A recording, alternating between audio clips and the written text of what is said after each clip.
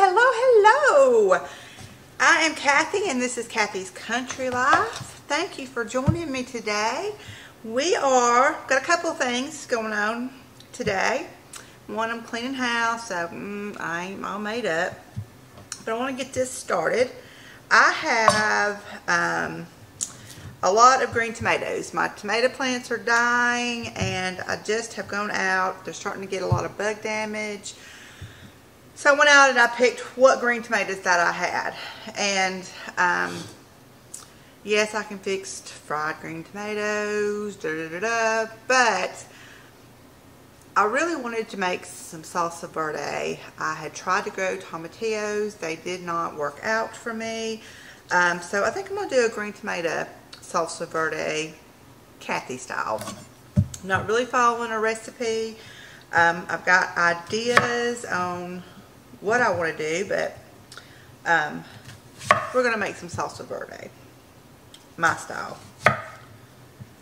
I'm kind of just like recipes that I have read. I'm kind of just going to mix those up in my brain and we're going to go with it. So the first thing that I'm going to do is chop up these green tomatoes. I'm leaving seeds and skins on. I'm just going to chop them up in little bits and put them in a pot. And I will show y'all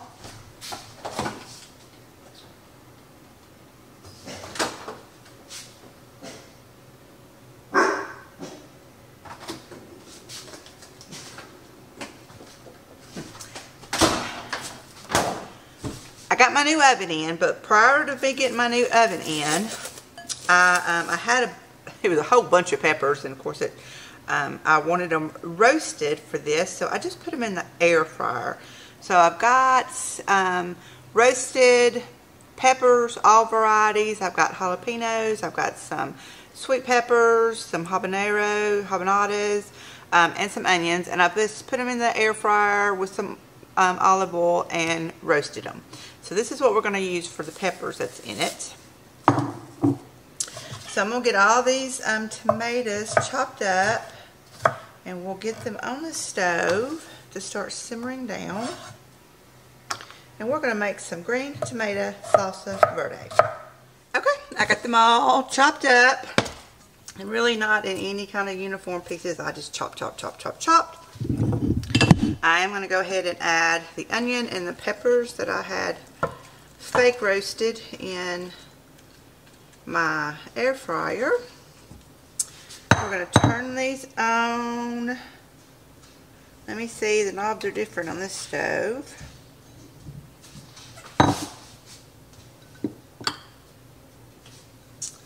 And I'm going to add salt.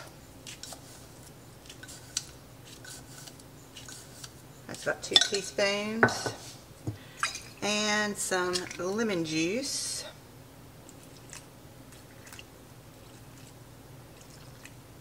It's about 2 tablespoons. And we're just going to let this, I got it kind of up on a higher just to get it started, and then I'm going to turn it on low. And we're just going to let this cook down. And you know, tomatoes take a little bit to cook down. Getting all that salt and stuff mixed up.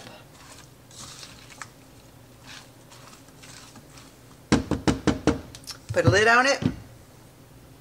I'll turn it down to low in just a little bit, and we're just going to let these cook down. Okay, the next thing that we're going to do is a pumpkin bread. Not a sweet pumpkin bread, a savory sandwich slicing, eat with your meal pumpkin bread. I've got this pumpkin, the small one, and it's got these green dots all over. It's not pretty, it's not anything that I want to have for decoration or anything like that. So we're going to cut this up, get it roasting in the oven, and we're going to make pumpkin bread. Alright, let's see what we got. It's going to be a hard one.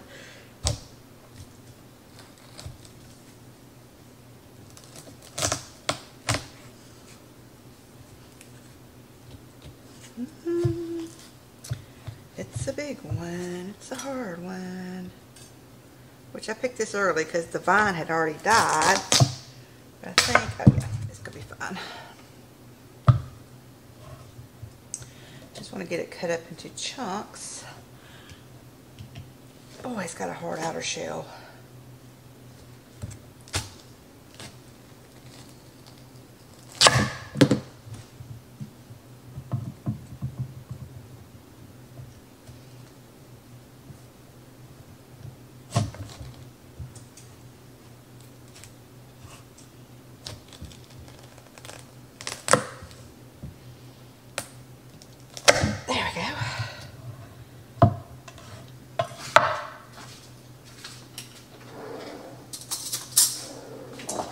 We're just going to get the seeds, the seabed inside of it. Get it? Seabed? Like an ocean?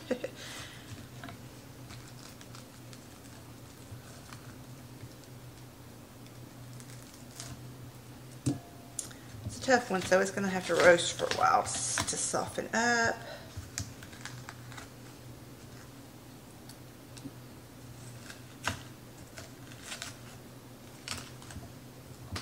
Oops, it's going on the floor, making a mess. Oh, y'all want to see my oven? Let's see. Dun, da, da. See, it's got the upper oven and the lower oven. I love it. I love it.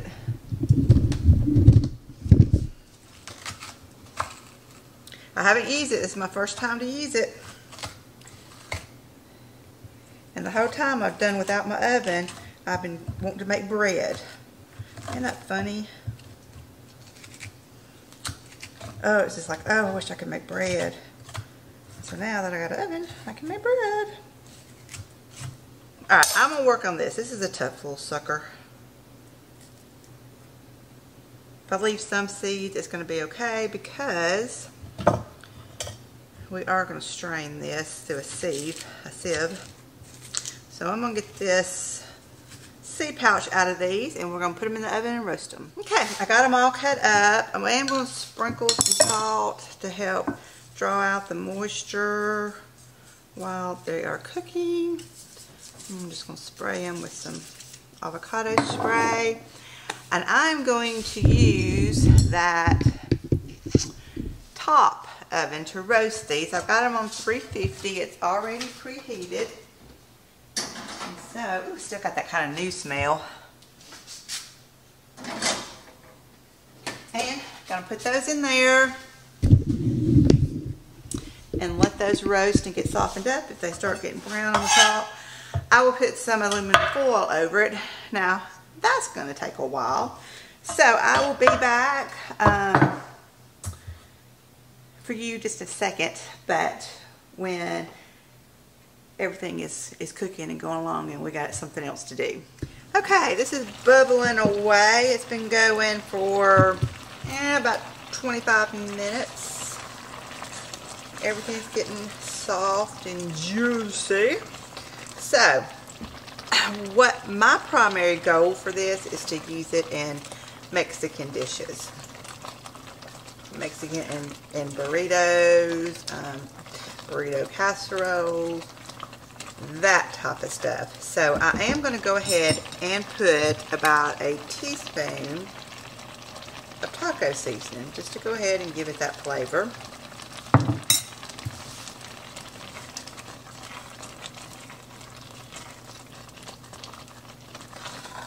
Oh God, those peppers smell awesome.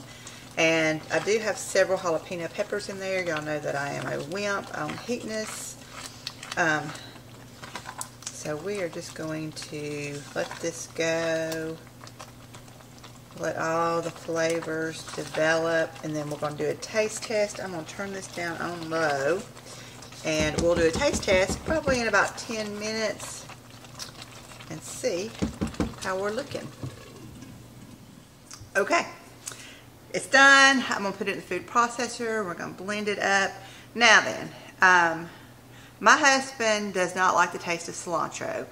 I like it okay in small bits, but he has the taste buds where cilantro tastes soapy to him, so I don't put cilantro. But if you like cilantro, you need to add cilantro to this.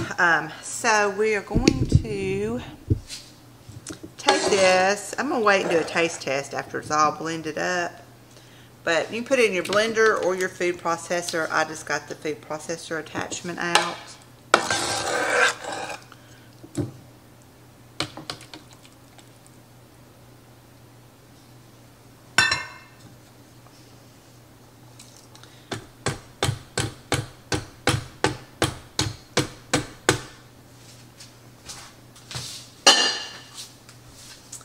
And we're going to give it a blendy.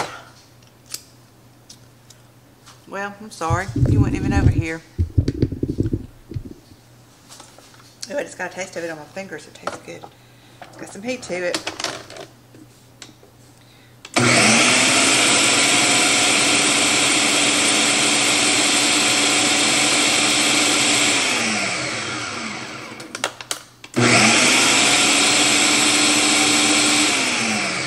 I opened up the vent thing here. I forgot, if you ever put anything hot in a blender or a food processor, make sure the vent thing is open, or else you could have an explosion.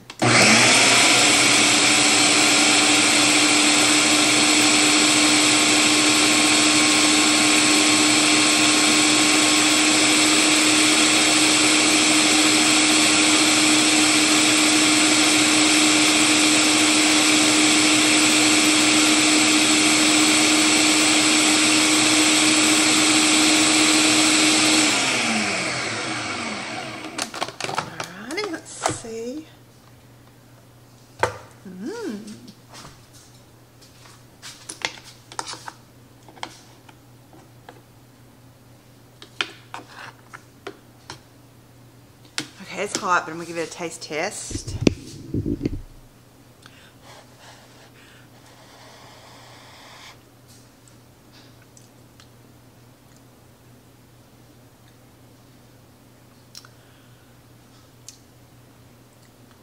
It's hot. It's very spicy, but it's very good. Got to get the spiciness out.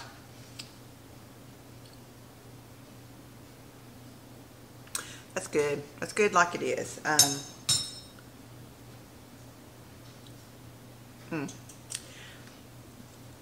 It has a lot of heat to it, and y'all know that we don't like a lot of heat to it. It's not like just tear me up, like I'm not running to get water or anything, but it's got good heat to it. But I think that whatever I put it into, you know, it'll all blend together and it won't be so spicy. But if you like spicy stuff, this one won't be nothing to you. Okay, so we're going to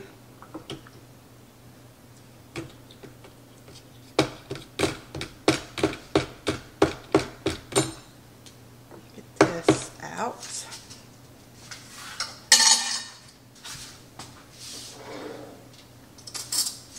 And this is the question, what am I going to do with it?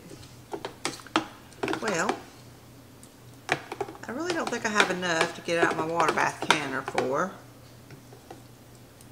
So I think that what we're going to do is I am going to jar it up. However, I'm going to put it in my freezer instead of water bath canning, because I will be using this over the next couple of months, making stuff with it. So you can put it in a freezer bag, put it in your freezer.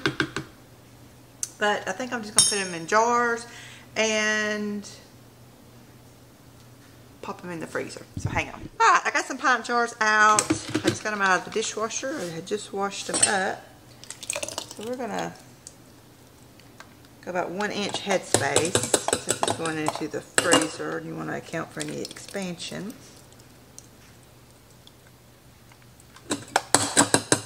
I might get 3 pots out of this. Almost.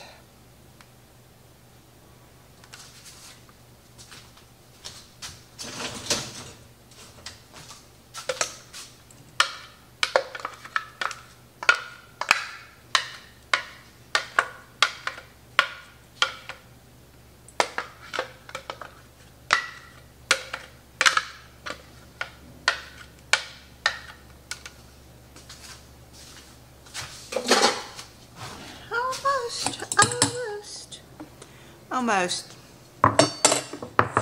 3 pints. Let me do this. Get a half pint out.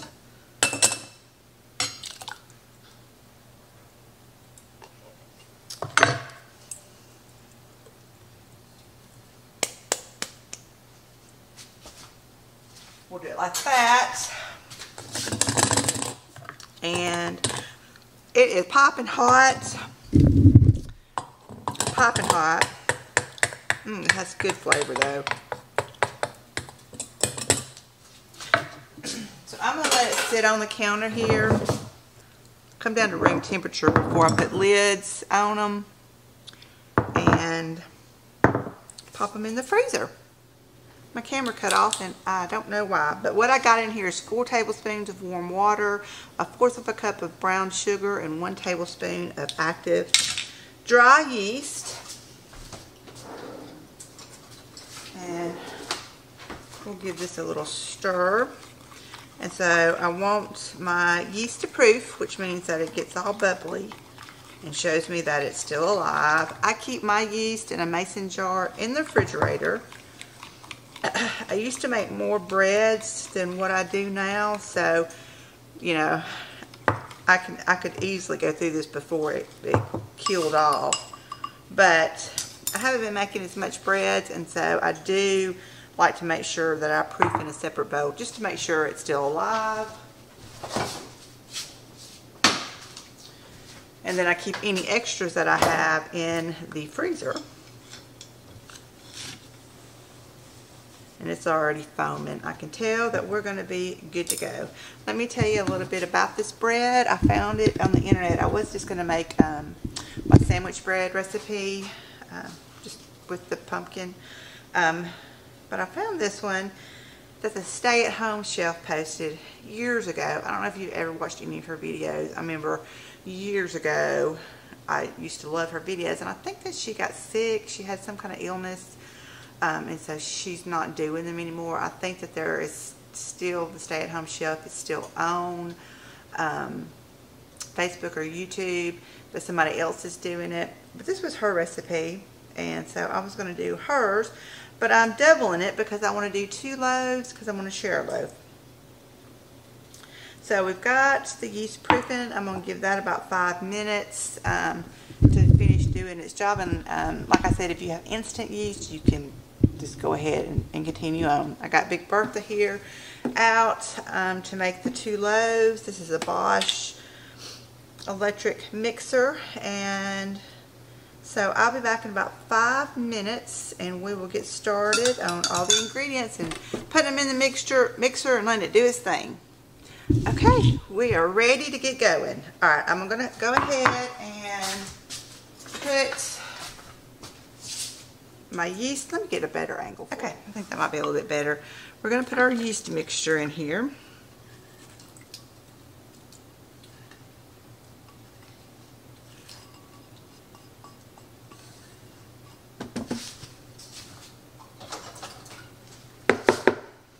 Okay, and I have got in here, now I'm doubling the recipe, remember that.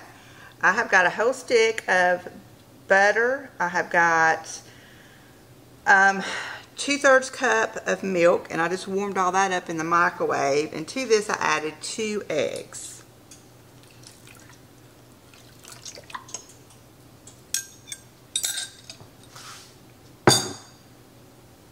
And I'm going to add a 1/2 teaspoon of salt. This is 1/4 teaspoon. I'm sorry, I'm doubling the recipe, so let me get 2. I have to keep that in my brain that I'm doubling. Okay, and then I've got my pumpkin puree. This is some that I did last year, and it's exactly 2 cups worth, and that's what I need. Now then, you can use the canned pumpkin puree. Don't use pie filling. Or what I was going to do was puree that I got in the oven, but it's still in the oven, and So when it comes out, I will just bag it up and stick it in the freezer too.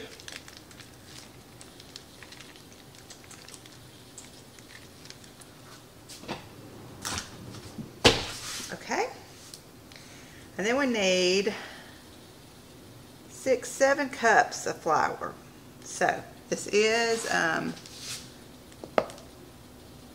this is just, I'm lightly packing the flour.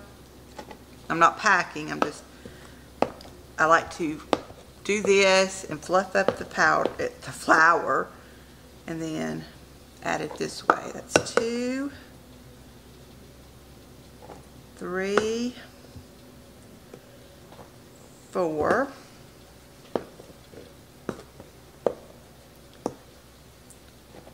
5,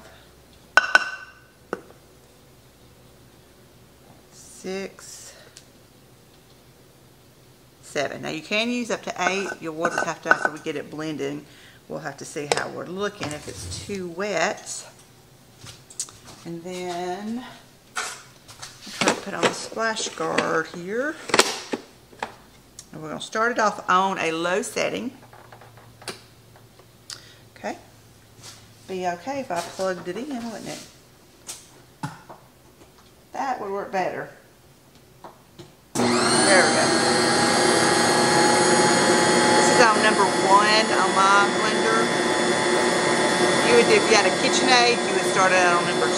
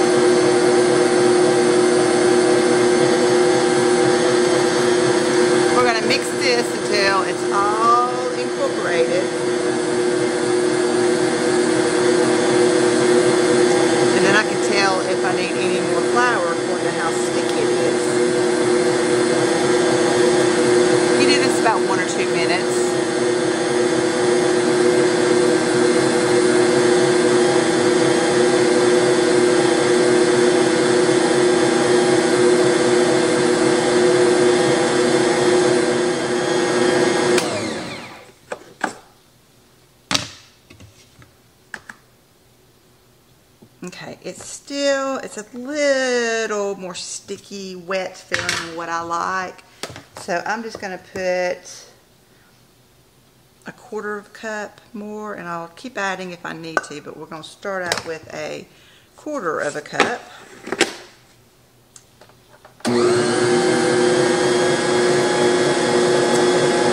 I want to see it start kind of pulling away from the sides, and it's doing that a little bit.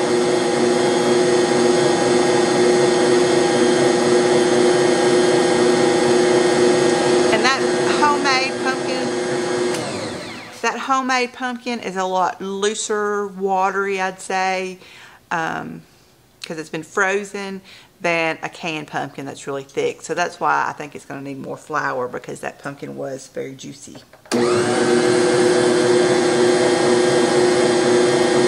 I'm going to add another 1/4 cup.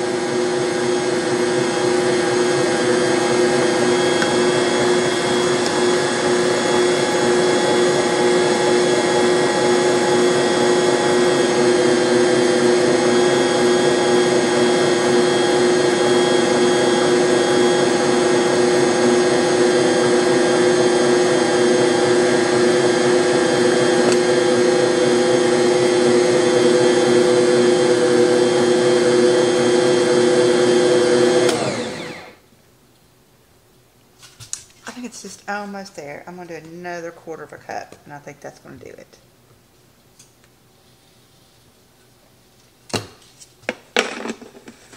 Get this all incorporated, and then we're going to let it knead for about 5 or 6 minutes.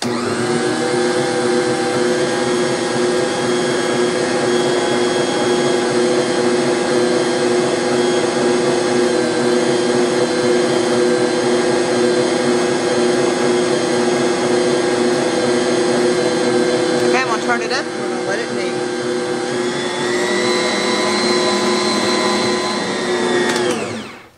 Okay. I think we're there now. I did add another 1/4 cup of flour, and so that was 8 cups total.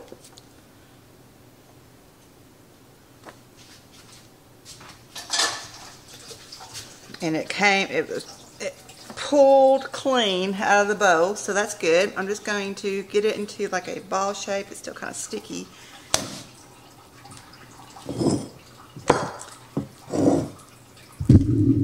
I put some oil in the bottom of this bowl, and I'm just getting it oiled all over so it doesn't dry out.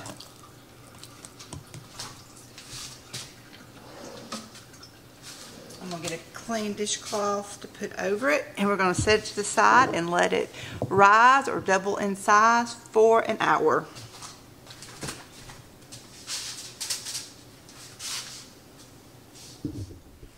Okay, so while we're waiting on the bread to rise, I got the pumpkin out of the oven, and I'm just cutting off the skin. It's very easy, and I'm putting it in this sieve and just mashing it through.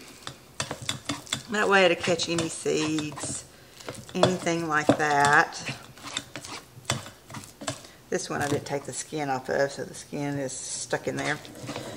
But I sit here and I just mash it through, and it ends up being a very clean, pureed pumpkin. And then I can bag it up and put it in the freezer. I'll measure it and see how much it is, because a lot of the recipes call for 2 cups, especially when you make quick breads and stuff like that. So that's what I'm going to do. It's messy. My hands are clean.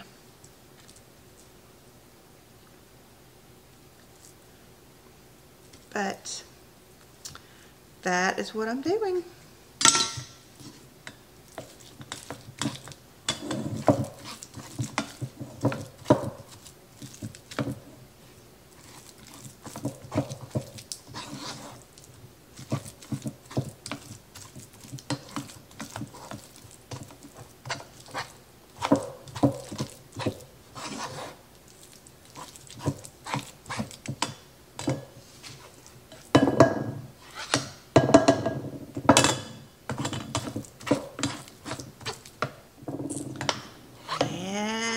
It's done.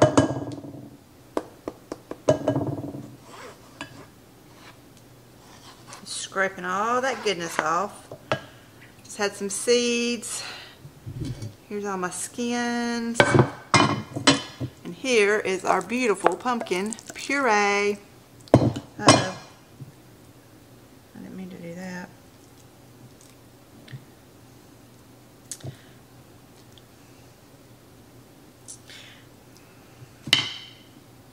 There was a seed on that stir thing. Make sure I didn't get anything else through there. That was stupid. A spoon that was all in the seeds and the skins I stuck down in here. That's me. I do some dumb stuff. Look at that seed. Okay. Wipe that off. This might be 2 cups. Let's see.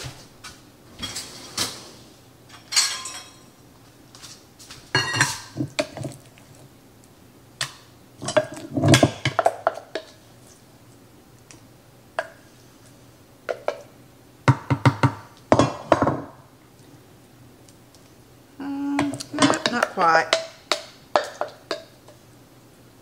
It's about 1.5 cups, so I'll mark that on my baggie. Very close to 2 cups. This is a 2 cup measuring cup.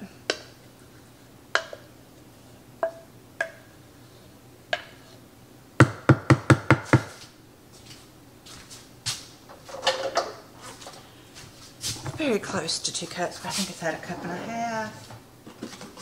I'm going to get a little freezer quart bag out.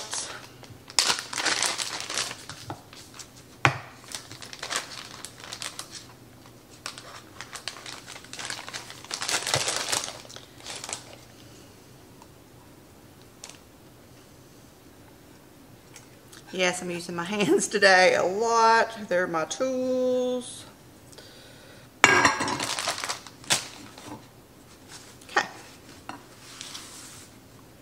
We'll clean up this mess. We've got about 25 more minutes left on our bread rising. And so when I come back in 1 second, it'll be ready. Okay, guys, here's the fun part. The bread. All right, it has been rising for an hour. I've got my rolling mat out here, and I'm just going to give it a spray with some avocado oil to make it easier to work with. And I will bring y'all down here. And we are going to plop the bread there.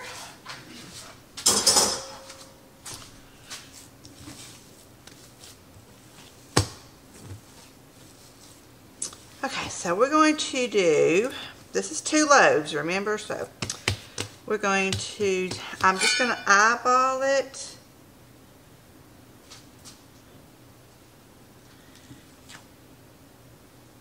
And cut it in 2.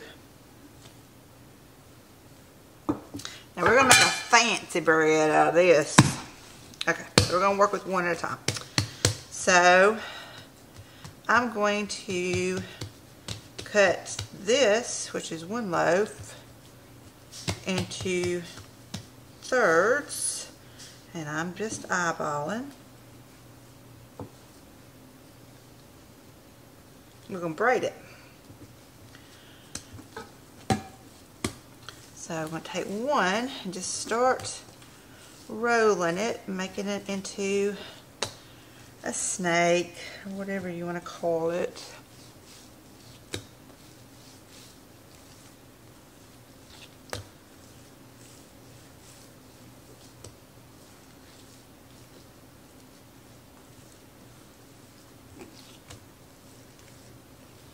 And you can just stretch it.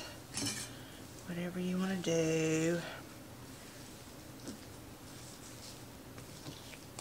And you want it to be maybe about 18 inches, which is going to shrink up some. You can see that gluten's shrinking. So there's 1.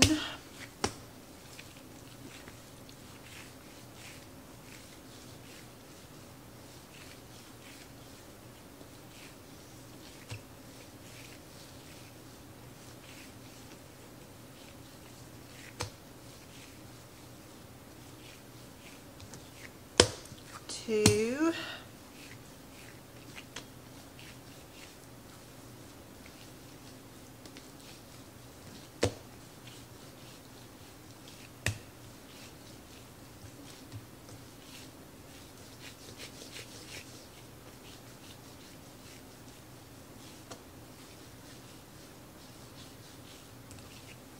3. We're going to take 1 end of it, mash it together, and then we're just going to do a braid, you know, like you would braid hair.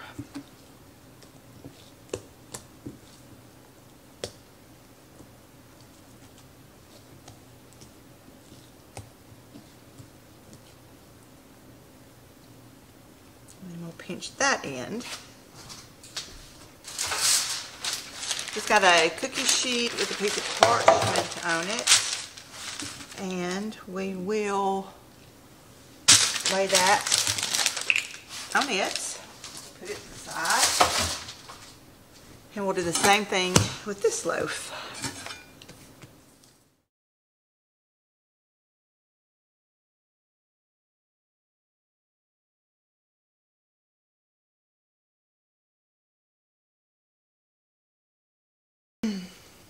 The bread with the towel, and we're going to let this rest for about 20 minutes.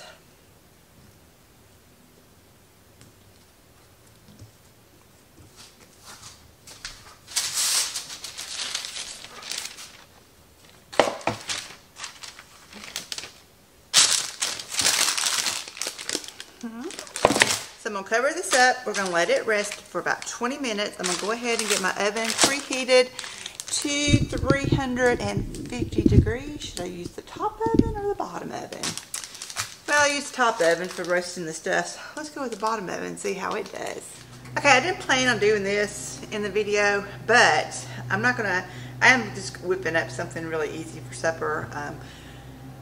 But I've got my freeze-dried squash that I had done a couple of months ago, and I'm gonna attempt to make a squash casserole out of this. And it's shredded, so it's not gonna be, you know, like sliced up squash when you normally make a squash casserole.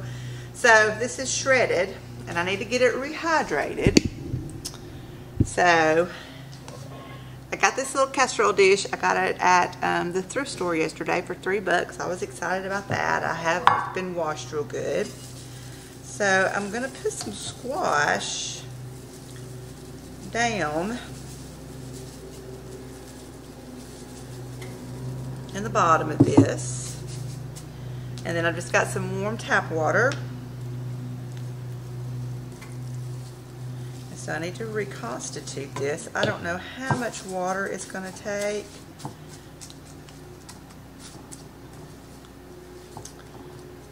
I think I may have done too much water. I'll put some more. I'm going to need more squash than that anyway.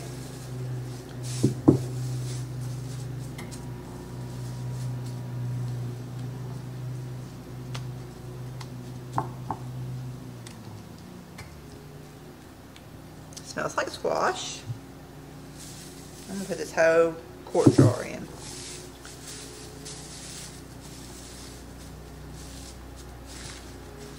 I'm just mixing it. I'm using my hands again. My hands are clean. I've been washing dishes this whole time things have been going. Okay. Everything feels pretty moist. So I'm just going to let this sit and rehydrate.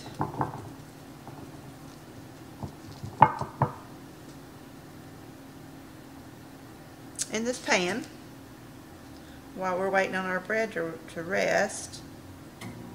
But I'm not going to show you me cooking supper tonight. It's just I'm doing hamburger steak and gravy. I think I may have done that on here before, if not. And I'm just going to whip up a casserole with the squash, and I got some potatoes that I'll probably fry.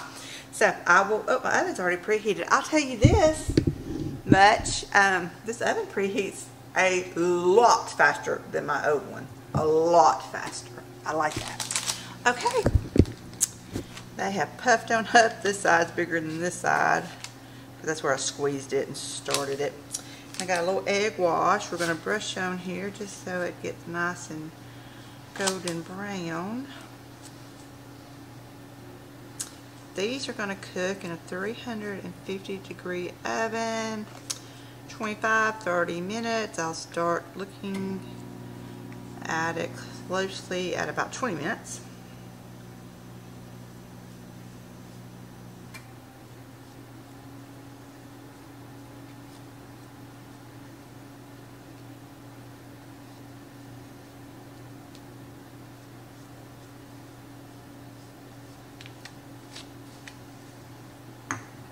Okay, so into the oven it goes. Ta-da! Looks yummy, doesn't it? Looks, it took about 25 minutes to cook it. Come on. Rip me off a piece of it. It's so soft, very moist feeling.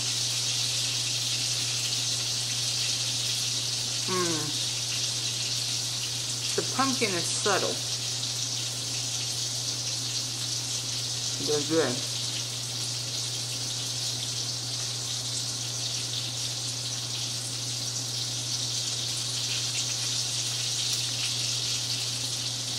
Very good. Okay.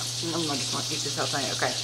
Very good. Got it on a rack so the bottom won't get soggy. And we're going to have this for supper tonight. So, we got the bread made. I got these lidded up. And I put on here that it's cooked green tomato salsa hot.